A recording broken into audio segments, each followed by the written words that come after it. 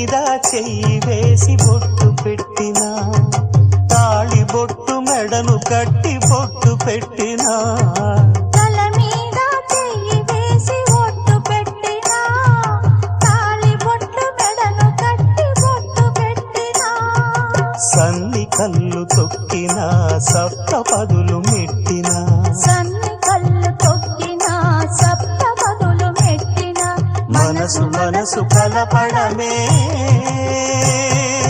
మంత్రం పరమార్థం. శ్రీరస్తు శుభమస్తు, శ్రీరస్తు శుభమస్తు.